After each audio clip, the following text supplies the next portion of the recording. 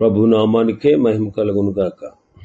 కూడి వచ్చిన మీ అందరికీ, కర్మిల ఆత్మీయ సహవాస సంఘ విశ్వాసులందరికీ మన ప్రభువును ఆయన ప్రియ కుమారుడునైన యేసుక్రీస్తు వారి శ్రేష్టమైన నామంలో శుభములు మరియు అందరికీ వందనాలు. 134వ కీర్తన మనం ధ్యానం చేసుకుందాం. కీర్తన 134. ఈ కీర్తనను మెట్ల కీర్తన అంటారు. ఎందుకంటే యెరూషలేముకు వచ్చే యాత్రికులు దేవాలయపు మెట్ల మీద నిలబడి ఈ కీర్తన పాడేవారట. మనం ఒక్క నిమిషం ఆగి చూద్దాం. ఒక గాయకుడు దేవాలయమునకున్న 15 మెట్లు ఎక్కి నిలబడి క్రిందకు చూస్తే మొదటి మెట్టు కనబడుచున్నది. అతడు మెట్లన్నీ ఎక్కి వచ్చేశాడు, ఇక అంతకంటే పైకి వెళ్ళలేడు. ఇక దేవునికి తనకు మధ్యన అడ్డు ఏమీ లేదు. అతని పాదాలు ఉన్నతమైన స్థానంలో నిలిచాయి.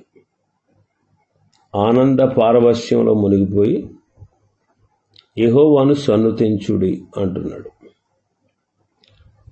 ఇతడు పైకి ఎక్కిన విధానము గమనించదగ్గది. మెట్లు ఎలా ఎక్కాడో, పైకి ఎలా చేరుకున్నాడో మనం చూద్దాం. ఈ మెట్ల కీర్తనలు 3 భాగాలు. ఒక్కొక్క భాగంలో 5 కీర్తనలు ఉంటాయి. మొదట గాయకుడు క్రింద నుండి పైకి చూస్తాడు. అతడు దేవుణ్ణి చూస్తున్నాడు. 120వ కీర్తనలో కీర్తనకారుడు మూలుగుతున్నాడు. అతడు చాలా క్రింద నిలబడ్డాడు. అతడు శ్రమలో దుఃఖిస్తున్నాడు. అంతా చీకటి, నిరాశ అలుముకుని ఉంది. ఓడిపోయిన వానిలాగా ఉన్నాడు. కీర్తన 121లో అతడు పైకి ఎక్కుతున్నాడు. తన కాళ్ళు సీసమంత బరువుగా, ఆత్మ నిరాశగా ఉన్నటువంటి క్రింది మెట్టు నుండి పైకి వెళుతున్నాడు. అతడు ఇంకా మూలగడం లేదు, కానీ పైకి చూస్తూ ఎక్కుతున్నాడు. కొండల తట్టు చూస్తున్నాడు.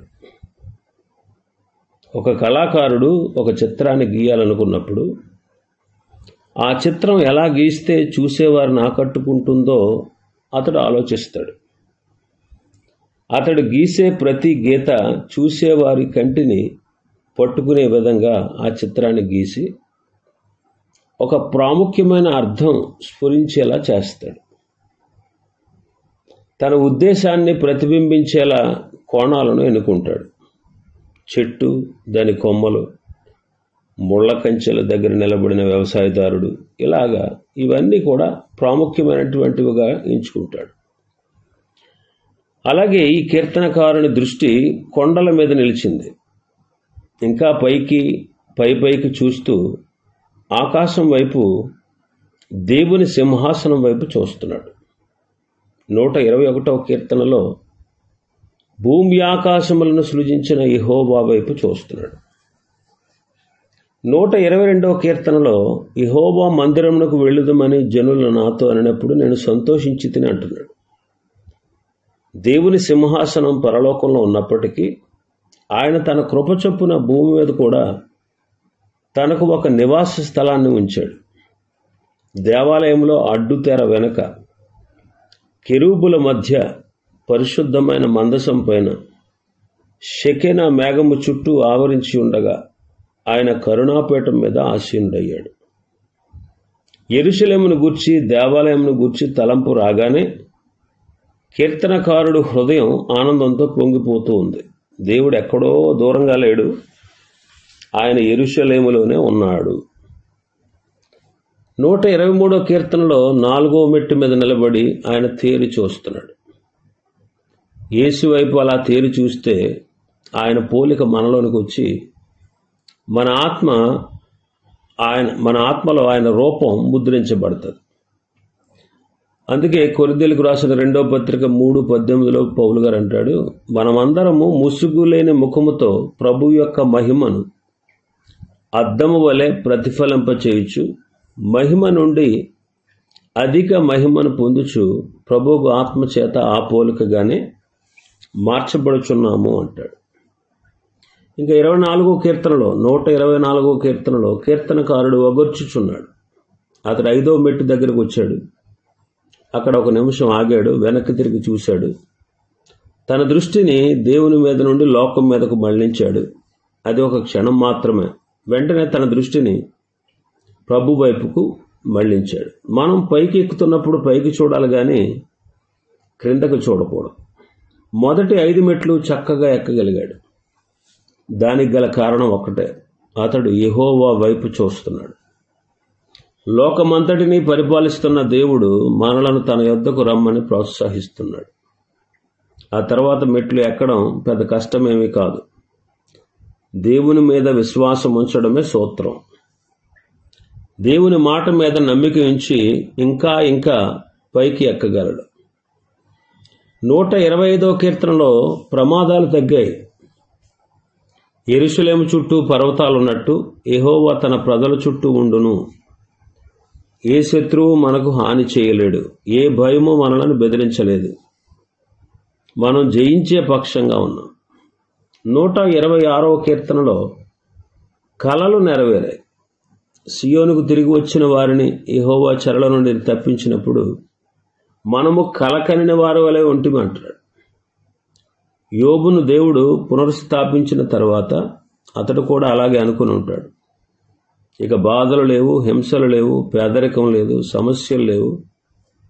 ఆ పునఃస్థాపన ఎంత అద్భుతంగా ఉందంటే తాను కలకంటున్నానని యోబు అనుకుని ఉంటాడు. 127వ కీర్తనలో కోరికలు నెరవేరాయి. అభివృద్ధి చెందిన వ్యక్తిగా ఉండాలని, తన గృహంలో కుమారులు జన్మించాలని కోరుకున్నాడు. ఇది శారీరక బలంతో కుదరదని గ్రహించాడు. కుమారులు యెహోవా అనుగ్రహించు స్వాస్థ్యము, అది తన ప్రార్థనాంశంగా పెట్టుకున్నాడు. దేవుడు దానికి తప్పక ప్రతిఫలం ఇచ్చాడు. 128వ కీర్తనలో అతని సంతోషాలు రెట్టింపయ్యాయి. ఫలించే వ్యక్తి యొక్క సంతోషాన్ని అతడు పొందుకున్నాడు. పిల్లలు ఒలివ మొక్కల వలె బల్ల చుట్టూ ఉండడం చూశాడు. అతని విశ్వాసం బలపడింది. 129వ కీర్తనలో భయాలు పోయాయి. 2వ విడత మెట్లు ఎక్కేశాడు. మొదటి విడత మెట్లు ఎక్కి చివరకు రాగానే కాలు జారబోయింది. తన యాత్రలో పడిన శ్రమలను గూర్చి ఆలోచించాడు. 130వ కీర్తనలో కీర్తనకారుడు దేవుని క్షమాపణ గూర్చి పాడుతున్నాడు. యెహోవా, నీవు దోషములను కనిపెట్టి చూసిన ఎడల ప్రభువా ఎవడు నిలవగలడో అంటాడు. మనకు క్షమాపణ అవసరం లేనంత ఎత్తుకు మనం ఎదిగిపోలేదు. మనం పైకి వెళుతున్న కొద్దీ మనలో ఉన్న దుష్టత్వం బయటపడుతూ ఉంటుంది. పౌలు రక్షణ పొందక ముందు తన పరిస్థితి ఎలా ఉండేదో చెప్పాడు. రక్షణ పొందక ముందు తన పరిస్థితి ఎలా ఉండేదో చెప్పాడు. 8వ దినాన సున్నతి పొందాను, ఇశ్రాయేలు వంశపు వాడను, బెన్యామీను గోత్రంలో పుట్టాను, హెబ్రీయుల సంతానమైన హెబ్రీయుడను, ధర్మశాస్త్రం విషయంలో పరిసయ్యుడను, ఆసక్తి విషయంలో సంఘాన్ని హింసించేవాడిని, ధర్మశాస్త్రం వలన నీతి విషయం అనింద్యుడను అంటాడు. 8వ వచనంలో ఎఫెసీ పత్రిక 3వ అధ్యాయం 5వ వచనంలో ఈ మాటలు ఉంటాయి. మారిన తర్వాత తన పరిస్థితి వివరిస్తున్నాడు. ఎఫెసీ పత్రిక 3:8 నిశ్చయముగా నా ప్రభు అయిన యేసుక్రీస్తును గూర్చిన అతి శ్రేష్టమైన జ్ఞానము నిమిత్తము సమస్తమును నష్టముగా ఎంచుకొనుచున్నాను అంటున్నాడు. చివరిలో పాపులందరిలో ప్రధాన పాపిని అంటున్నాడు. తిమోతి మొదటి పత్రిక 1వ అధ్యాయం 15వ వచనంలో. కొరింథీయులకు రాసిన మొదటి పత్రిక 15:8 అంటాడు, అపోస్తలులందరిలో తక్కువ వాడను అంటున్నాడు. అంటే పౌలు పైకి ఎక్కుతున్న కొద్దీ తన దుష్ట హృదయాన్ని చూచుకొని దేవుడు తనను క్షమించినందుకు తాను ఆయనకు ఎంతగా రుణపడి ఉన్నాడో తెలియజేస్తూ ఉన్నాడు.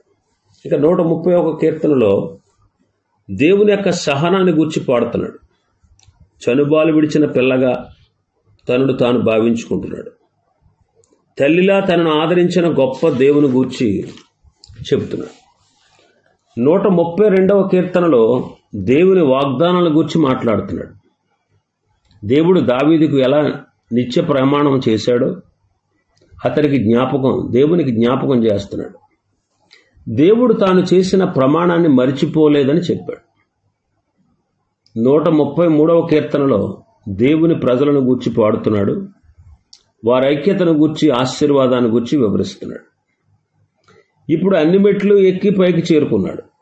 ఈ 134వ కీర్తనలో దేవుని శక్తిని గూర్చి పాడుతున్నాడు. హృదయములో నిరీక్షణతో భయపడుతూ తడబడుతూ మొదటి మెట్టు ఎక్కాడు.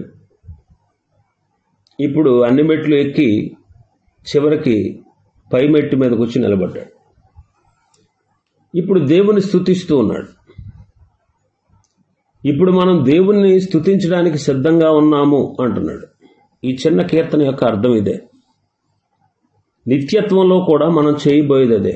మన కొరకు గొప్ప కార్యాలు చేసిన దేవుని స్తుతిస్తూ, ఘనపరుస్తూ, ఆరాధిస్తూ ఉంటాం.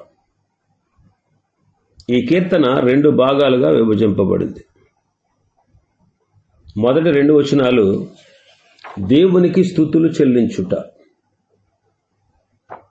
3వ వచనం దేవుని నుండి ఆశీర్వాదాలు పొందుట. మొదటి వచనాన్ని మనం చదివితే ఎవరు స్తుతులు చెల్లించాలి చెప్తున్నాడు. మొదటి వచనం, యెహోవా సేవకులారా మీరందరూ ఆయనను సన్నుతించుడి. దేవుని పరిశుద్ధ నామాన్ని స్తుతించడానికి సంసిద్ధంగా ఉన్నవారు ఆయన సేవకులే.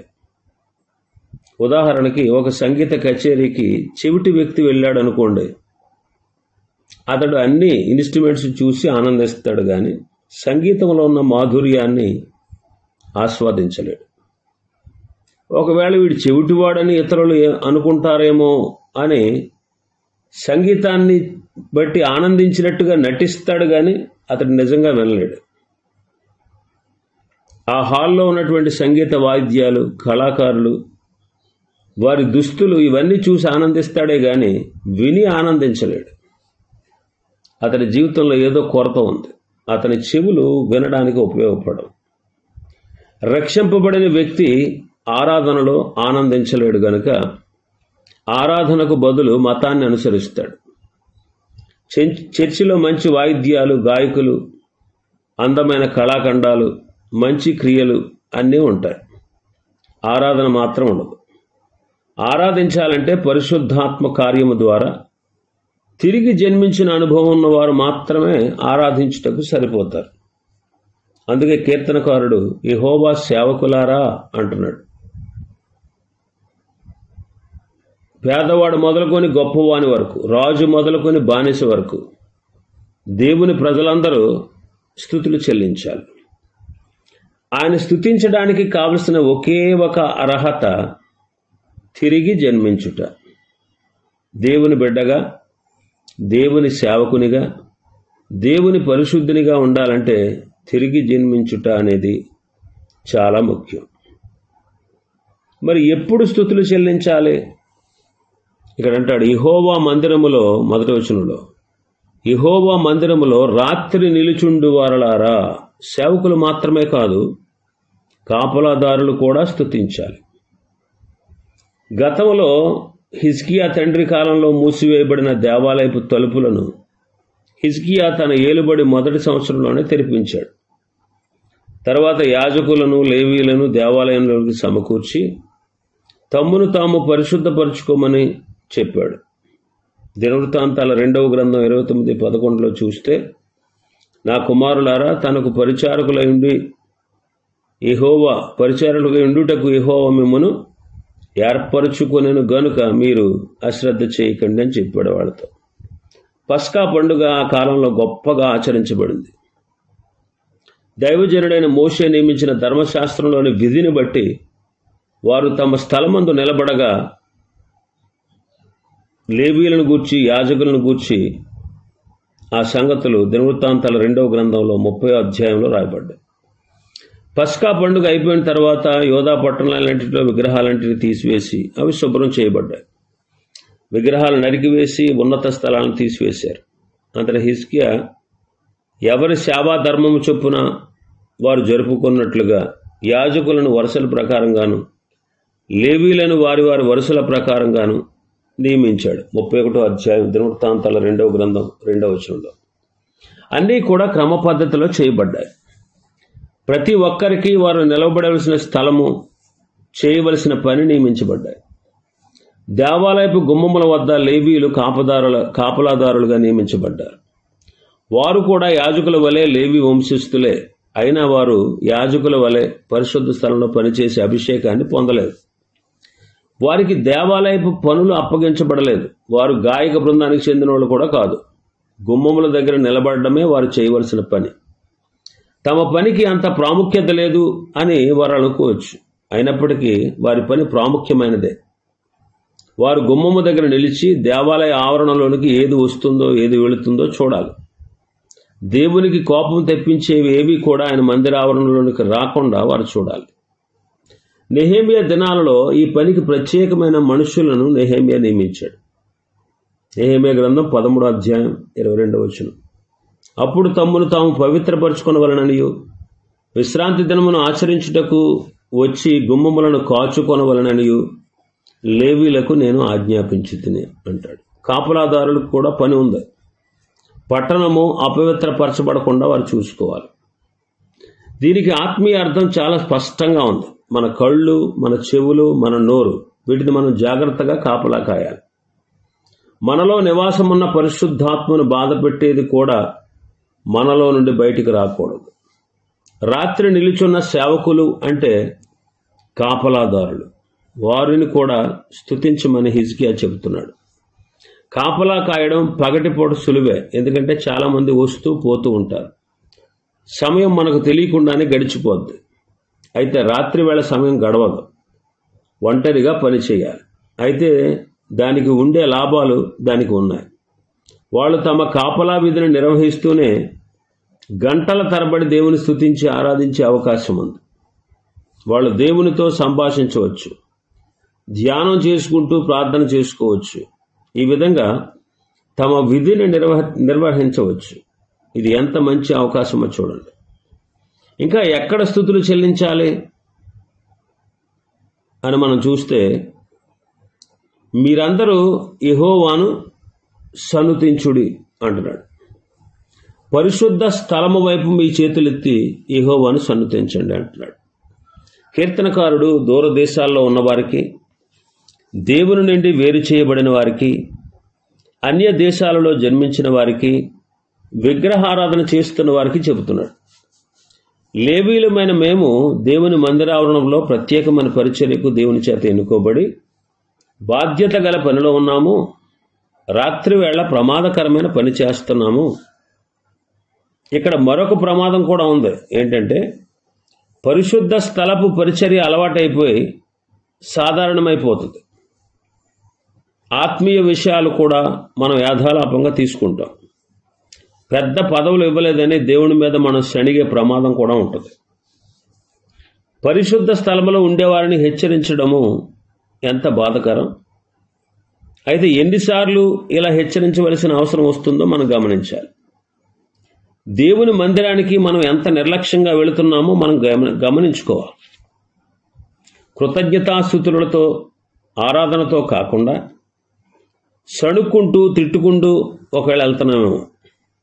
శతాబ్దాల తరబడి ఇదిగో లేచి నిలబడి దేవుని స్తుతించండి అనే గంట నిర్విరామంగా మోగుతూనే ఉంది. అయితే మనం ఎలా వెళ్ళి దేవుని స్తుతిస్తున్నాం, ఎలా ఉంటున్నాం అనేటువంటి విషయాన్ని మనం గమనించుకోవాలి. మరి ఎందుకు స్తుతులు చెల్లించాలి? ఇక్కడ పరిశుద్ధ స్థలం వైపు మీ చేతులెత్తి అంటున్నాడు. చేతులు పైకెత్తడం 3 విషయాలను సూచిస్తుంది. మొదటిది, చేతులు నిర్దోషంగా ఉన్నాయి అనడానికి గుర్తు.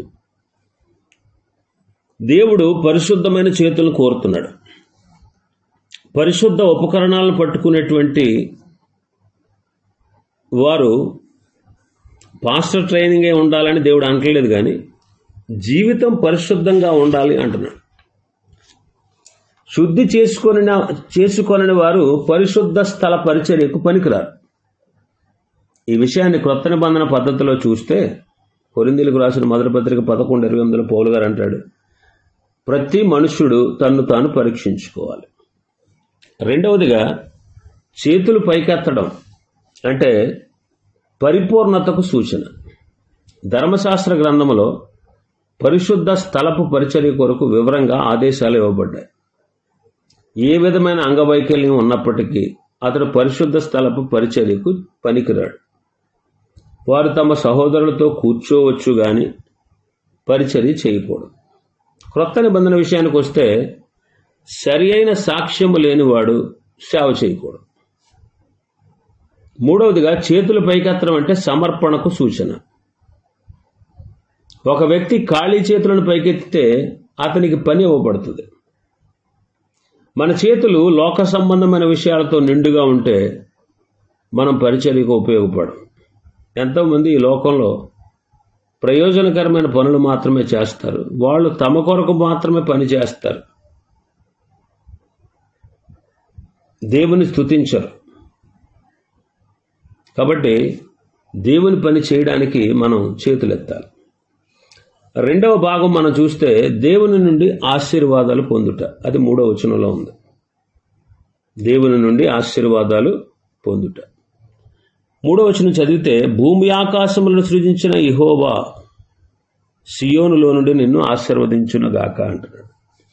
భూమి ఆకాశములను సృజించిన యెహోవా. మనకు ధైర్యం ఎక్కడి నుండి వస్తుందో మరొకసారి మనం జ్ఞాపకం చేసుకోవాలి. ఆకాశము, భూమి అంటే వాటిలో ఉన్న సమస్తము అని అర్థం. అందుకే మనం దేవునికి స్తుతులు చెల్లించాలి. మనం సేవ చేయనక్కర్లేదు, కానీ కూర్చుని ఆయన నామం, ఆయన చేసిన వాటి కొరకు మనం ఆయన స్తుతించాలి. సేవ చేసేవాళ్ళు సేవ చేయాలి. సేవ చేయలేని వాళ్ళు కూర్చుని ఆయన చేసిన వాటి కొరకు ఆయనకు కృతజ్ఞతాస్తుతులు చెల్లించాలి. భూమిని, ఆకాశాన్ని, వాటిలో ఉన్న సమస్తాన్ని మన కోసమే చేశాడు ఆయన. ఇంకా మనం చూస్తే, భూమి ఆకాశములను సృజించిన యెహోవా సియోనులో నుండి నిన్ను ఆశీర్వదించునుగాక అంటున్నాడు. మన ప్రార్థనకు జవాబు ఎక్కడి నుండి వస్తుందో ఈ వాక్యం చెప్తాం. దేవుడు తన నామమును ఉంచిన సియోనులో నుండి మనకు ఆశీర్వాదాలు వస్తున్నాయి. ఆకాశ మండలాలను సృజించిన మహాదేవుడైన యెహోవా నిన్ను ఆశీర్వదిస్తున్నాడు. ఎంతకంటే మనకేం కావాలి చెప్పండి. ఇవి ఈ కీర్తనలో ఉన్నటువంటి విషయాలు. ప్రభు చిత్తమైతే మరొక కీర్తన రేపటి దినం మనం ప్రారంభించుకుందాం. దేవుడి వర్తమాన వాక్యాన్ని మన వినికిడిలో ఆశీర్వదించునుగాక. ఆమేన్.